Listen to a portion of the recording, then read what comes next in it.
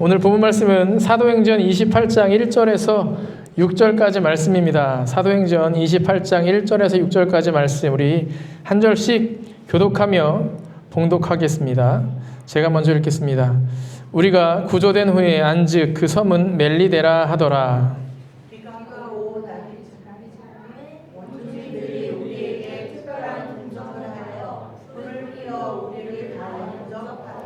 바울이 나무 한 묶음을 거두어 불에 넣으니 뜨거움으로 말미암아 독사가 나와 그 손을 물고 있는지라. 원주민들이 이 짐승이 그 손에 매달렸음을 보고 서로 말하되 진실로 이 사람은 살인한 자로다. 바다에서는 구조를 받았으나 공의가 그를 살지 못하게 하느니라 하더니 바울이 그 짐승을 불에 떨어버리매 조금도 상함이 없더라. 그들은 그가 붙든지 혹은 갑자기 쓰러져 죽을 줄로 기다렸다가 오래 기다려도 그들에게 아무 이상이 없음을 보고 돌이켜 생각하여 말하되 그를 신이라 하더라. 아멘. 오늘은 붕괴될 수 없습니다. 무너질 수 없습니다. 라는 제목으로 말씀을 전하겠습니다. 여러분들 그 2001년 9월 11일 9.11 테러를 기억하십니까? 저는 그때 21살 아주 젊은 청년이었었는데요. 군에 가기 앞서서 일어난 그 사건을 보며 굉장히 큰 충격에 빠졌던 기억이 납니다. 그 장면을 뉴스로 보면서 비행기가 이 월드 트레이드 센터, 세계 무역 센터라고 하죠. 그 상층부를 이렇게 부딪혔죠. 두 대의 비행기가 각각에. 충격적이다 하면서도 아니 상층부를 비행기가 상층부에 충돌했으니 비행기가 다른 곳이 아니라 상층부에 충돌했으니 그래도 큰 건물이고 잘 지어진 건물이라 밑에까지 무너지기까지는 꽤 오랜 시간이 걸리겠다라고 생각을 했습니다. 그러나 상층부에 충돌하고 나서 얼마 지나지 않아 이 쌍둥이 빌딩 모두 다 한 번에 무너져 내렸습니다. 굉장히 놀라웠었던 기억이 지금도 있는데요. 그 거대한 구조물이 그렇게 쉽게 무너지게 된 이유가 뭘까요? 이 상층부의 비행기가 충돌하긴 했지만 그 충돌과 동시에 그 한 층이 비행기가 충돌한 그 전층이 기둥들이 다 무너지게 되는 것이죠. 그럼 어떻게 되나요? 상층부가 주저앉겠죠. 그러면 이 상층부의 무게가 이 하중이 무겁기 때문에 이 나머지 충돌하지 않은 밑에 층들도 점차적으로 그 무게를 감당하지 못하고 무너져 내렸기 때문에 그 건물이 무너지게 된 거라고 합니다. 그래도 이례적인 것은 생각보다 잘 지어진 건물이기에 붕괴 속도가 예상보다는 늦었다고 합니다. 그러나 그렇다고 무너지지 않았을까요? 아니죠. 무너졌습니다. 그렇게 잘 지어진 건물도 충격이 가해지면 무너질 수밖에 없습니다. 무너지는 것은 건물뿐만이 아니지요. 우리 몸도 그렇습니다. 저희 아버지께서 연세가 80이 넘으셨는데 요즘 자꾸 넘어지십니다. 그래서 얼마 전에 꼬리뼈가 부러지셔서 지금 한동안 누워 계시죠. 왜 넘어지실까요? 나이가 드시면. 연세가 드시며 몸을 지탱해주는 근육들이 약해지기 때문입니다. 그러니 약간의 저항, 약간의 충격만 있어도 균형을 쉽게 잃어서 몸이 중심을 잃어 쓰러지고 마는 것이지요. 오랜 시간 잘 지어진 건물도 우리의 몸도 결국 중심을 잃게 되면 무너집니다. 그런데 결코 무너지지 않는 것, 결코 붕괴되지 않는 것이 있는데 바로 그것이 오늘 우리가 읽은 말씀, 본문에 등장합니다. 자, 바울은 아시는 것처럼 로마로 재판을 받기 위해 배를 탔습니다. 그러나 예상치 못한 유라굴로라는 광풍, 미친 바람이라고 하죠. 태풍, 엄청난 바람을 만났고요. 그로 인해 표류하게 됩니다. 하지만 하나님의 말씀대로 바울은 목숨을 건졌고 멜리데라고 하는 섬에 도착하게 되었죠. 다행히 멜리데 섬의 원주민들, 이 사람들은 이들을 내보내지 않고 따뜻하게 맞이하여 보살펴 위기를 벗어나게 해주었습니다. 그런데 이번에는 모닥불을 피워서 몸을 말리고 있었는데 이 따뜻해진 온기로 인하여 누가 나타났어요? 독사가 나타나 어떻게 했습니까? 나무로 불을 쏘시개로 쑤시고 있었던 바울의 손을 물어버렸습니다. 그 모습을 본 원주민들은 이렇게 생각했다고 기록합니다. 자, 광풍을 만나서 죽을 위기에 처했습니다. 그러나 가까스로 살아났어요. 그러나 결국엔 독사가 이 자의 손을 물자 결국 죽게 될 것 같자 이 자는 뭐라고 말합니까? 살인자가 분명하다. 신이 이 자를 어떻게든 죽이려고 하는구나 라고 생각을 했다는 겁니다. 그러나 바울은 어떻게 됐습니까? 죽었습니까? 독사에 물렸으나 죽지 않았습니다. 조금도 아파하지 않았습니다. 말씀을 보면 붓거나 기절하거나 그럴 것 같았으나 바울은 조금도 요동하지 않고 오히려 마치 모기가 문 것처럼 이 뱀을 불로 떨어뜨려 버렸지요. 그것뿐이었습니다. 그것을 본 원주민들은 바울을 가리켜 뭐라고 칭했다고 합니까? 이 자는 신이다. 조금 전까지만 해도 살인자다라고 평가했던 바울의 정체성이 어떻게 바뀌었다라는 거예요? 신이다라는 것으로 바뀌었다라는 겁니다. 바울을 향한 평가가 완전히 뒤바뀐 거죠. 자, 바울은 예수님을 만난 후 수많은 공격을 당했습니다. 수도 없는 공격과 고난을 받았으나 그는 누가요? 바울은 단 한 번도 무너지지 않았습니다. 그의 육신도 신앙도 정신도 한 번도 무너지지 않았다는 겁니다. 그 이유가 뭘까요? 결론부터 말씀드리면 그는 교회였기 때문입니다. 교회는 무너지지 않습니다. 요한복음 2장을 보면 주님께서 강도의 소굴이 된 성전을 뒤집어 엎는 성전 정화 사건이 등장합니다. 성전의 모든 것을 뒤집어 엎어 오신 주님께서는 대항하는 종교 지도자들을 향해 주님 이렇게 말씀하십니다. 예수께서 대답하여 이르시되 너희가 이 성전을 헐라 내가 사흘 동안에 일으키리라. 그러나 예수는 성전된 자기 육체를 가리켜 말씀하신 것이라. 자, 주님께서 허물라고 말씀하신 성전은 어떤 성전입니까? 아시는 것처럼 헤롯 왕이 유대인들의 환심을 사기 위해 증축해준 예루살렘 성전입니다. 이 성전은 대규모로 지어진 엄청나게 거대하고 멋지고 아름다운 성전이었습니다. 그 이야기를 들은 유대인들이 이렇게 말하죠. 유대인들이 이르되 이 성전은 46년 동안에 지었거늘 네가 3일 동안에 일으키겠느냐라고 말합니다. 그러나 주님이 말씀하신 성전 허물고 일으켜 세우겠다라고 말씀하신 이 성전은요, 한 가지 예루살렘 성전만을 말하는 것이 아니죠. 두 가지 성전이 포함되어져 있는 말씀입니다. 그러면 첫 번째, 무너지게 될 성전은 무엇입니까? 이 성전은 말 그대로 헤롯이 지은 성전입니다. 긴 시간 유대인들이 짓고 보완한 성전, 그러나 지금은 유대 종교 지도자들이 자신들의 사리 사욕을 채우기 위해서 강도의 소굴처럼 변해져 버린 성전입니다. 그리고 결국 그 성전은 주의 말씀대로 AD 70년 로마에 의해 돌 위에 돌 하나도 남김없이 무너져 버리죠. 자, 두 번째, 주님 말씀하신 성전의 두 번째 의미는 다시 세워질 성전이신 예수 그리스도입니다. 잘 아실 거예요.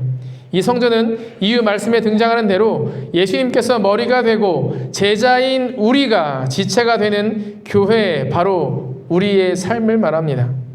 이 교회가 세워지며 주님으로 시작하여 이후에 등장한 수많은 교회들, 곧 주님이 머리가 되고 지체가 된 한 사람 한 사람으로서의 교회들, 그리고 그 교회들이 모인 공동체는 수많은 공격을 받지만, 그러나 잘 아시는 것처럼 지금까지 그 어떤 교회도 무너지지 않았습니다. 여기서 말하는 교회는 예수 그리스도가 머리가 된, 그리고 성도가 지체가 된 교회입니다. 그 교회는 없어졌는데요? 저 교회는 어떻게 됐는데요? 저 교회는 문제가 생겼는데요? 그 교회는 어떤 교회라는 거예요? 교회가 아니라 무너져야만 하는 강도의 속을 갔던 성전이었기 때문에 무너지게 되는 거라는 것이죠. 본문의 바울도 예수 그리스도께서 그의 삶을 이끌어 가시고 머리가 되어 주셨고 그는 그 머리의 명령대로 살아가는 지체로 되어진 한 사람의 교회였습니다. 그러니 무너지지 않았다라는 것이죠. 어떤 것이 안 무너졌습니까? 모든 것이. 우리의 육신도, 우리의 정신도, 우리의 건강도, 우리의 삶도 무너질 수 없다는 겁니다. 다시 한번 말씀드리지만 우리가 교회라면, 여러분이 교회라면 결코 무너지지 않으니 두려워하지 마십시오. 그렇다면 성전은 왜 무너졌으며 교회는 왜 결코 무너지지 않는지 말씀을 드리겠습니다. 자, 무너지게 된 성전의 모습을 볼까요? 성전의 목적은 무엇입니까? 사실 하나님께 예배를 드리기 위함이라는 목적이 있습니다.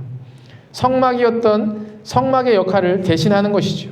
자신들의 죄를 회개하고 그 죄를 용서해 주실 하나님께 감사로 자신의 삶을 또 제물을 올려드리는 곳입니다. 그러나 그 시대의 성전은 그 역할을 잃었다는 거예요. 장사꾼과 종교 지도자들이 결탁하여 돈벌이 수단으로 사용되어진 지 오래입니다. 그러니 무너졌습니다. 반대로 예수님께서 머리 되시고 우리가 지체인 교회는 어떻습니까? 그냥 두십시오. 어쩔 수 없습니다. 바울의 모습으로 알 수 있습니다. 바울은 머리 되신 주님께서 허락하신 사명, 곧 이방인들에게 복음을 전하는 일을 위해 평생을 살았습니다. 고린도후서 11장에서 그의 고백을 들여다보겠습니다. 내가 수고를 넘치도록 하고 옥에 갇히기도 더 많이 하고 매도 수없이 맞고 여러 번 죽을 뻔하였으니 유대인들에게 40에서 하나 감한 매를 5번 맞았으며 3번 태작으로 맞고 1번 돌로 맞고 3번 파선하고 일주야를 깊은 바다에서 지냈으며 여러 번 여행하면서 강의 위험과 강도의 위험과 동족의 위험과 이방인의 위험과 시내의 위험과 광야의 위험과 바다의 위험과 거짓 형제 중에 위험을 당하고 또 수고하며 애쓰고 여러 번 자지 못하고 줄이며 목마르고 여러 번 굶고 춥고 헐벗었노라. 교회인 바울의 삶에는요, 아니요, 제가 볼 때는 9.11 테러는 비교도 안 될 정도의 테러가 가득했던 삶이었습니다. 저 같았으면 못 살았어요. 진작에 무너질 수밖에 없었던 삶입니다. 그러나 예수 그리스도께서 머리가 되시고 지체가 된 바울의 삶은 무너졌습니까? 아니요. 무너지지 않았다라는 겁니다. 어떤 차이가 있는지 아시겠습니까? 사명을 감당하는 교회는 결코 무너지지 않는다는 겁니다. 사명을 감당하는 공동체는 결코 무너지지 않는다는 겁니다. 사명을 감당하는 한 사람의 교회는 어떤 일이 있어도 무너지지 않는다는 겁니다. 왜요? 하나님이 쓰시기 위해서. 하나님이 맡기신 일을 해내게 하기 위해서 결코 무너뜨리지 않습니다. 그렇다면 우리의 사명은, 교회인 우리가 모인 이 공동체의 사명은 무엇입니까? 첫 번째, 복음을 전하는 일입니다. 바울의 생애를 들여다보면 모든 순간 복음을 전하기 위해 살아갔습니다. 심지어 자신의 목숨을 빼앗아갈 로마의 황제 앞에서도 그는 복음을 전했습니다. 바울이 전해야 할 복음을 들어야 할 한 사람을 위해서 바울은 살아갔고 하나님께서는 바울을 언제나 늘 지켜주셨다는 겁니다. 두 번째, 모든 것을 잃어도 하나님 하나로 천국을 살아가는 것, 그것이 교회인 우리의 사명입니다. 다치고 상하고 죽을 위기에 처했던 바울이었죠. 가난하고 헐벗고 굶주렸습니다. 육신도 정신도 경제적인 상황도 어느 것 하나 약하지 않았던 것이 없습니다.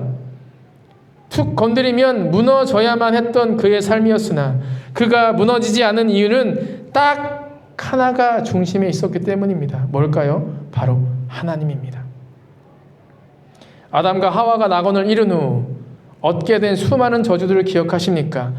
너희는 이래야 될 거야. 출산의 고통을 얻게 될 거야. 가정을 꾸려야 할 거야. 계속 일을 해도 땅은 그 수고만큼의 것을 주지 않을 거야 라는 이 저주와 같은 내용. 하지만 이 저주는 사실 저주가 아니라 모든 것이 다 없어도 하나님만을 찾게 하기 위한 하나님의 사랑이었다라는 거예요.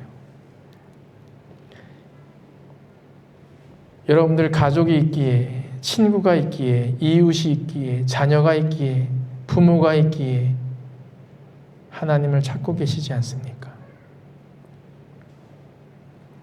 여러분들 돈이 없어도, 건강을 잃어도, 고통과 아픔이, 괴로움이 엄습해도 교회는 하나님 하나만으로 무너지지 않을 수 있는 겁니다. 그리고 그 하나님께서는 결코 우리에게 없는 것들 때문에 우리가 무너지게 하지 않는 분이라는 것을 믿으시기를 축복합니다. 그 믿음이 있을 때 여러분들은요, 날마다의 삶에 천국을 경험할 수 있습니다.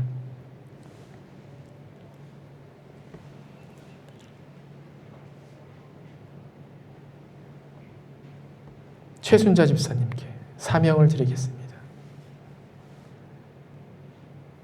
비록 잠시 건강이 약해지셨으나 그거 하나 약해진 것으로 무너지지 않는 천국을 누리는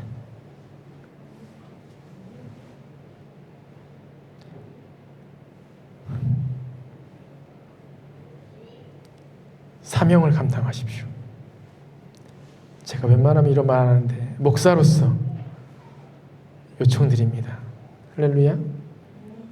우리 교회 모든 성도들도 마찬가지입니다.